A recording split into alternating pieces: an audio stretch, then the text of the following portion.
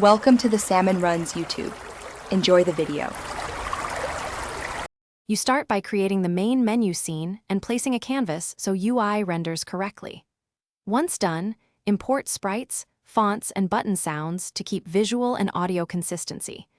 Make sure to configure input bindings now so navigation works across keyboard, mouse, and controller. That prevents rework later.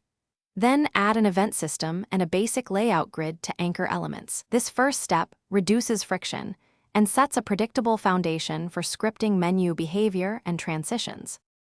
Next, design the visual hierarchy and tie it to code so actions do something. Create buttons for play, options, exit, and a menu controller script that routes button events to functions.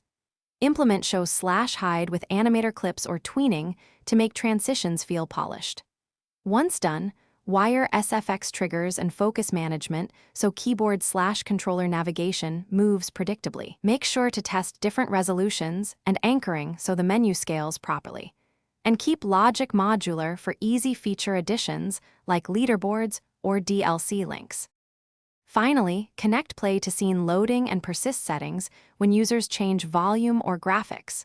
Once done, test the build order and ensure the main menu is first in the loader or reachable from a splash sequence.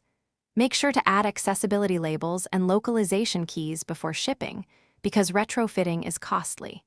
If you encounter issues where buttons are unresponsive, check for multiple event systems or raycast blocking UI layers. Removing duplicate event systems or adjusting canvas order usually fixes it quickly. Thanks for watching. Consider subscribing if we helped you.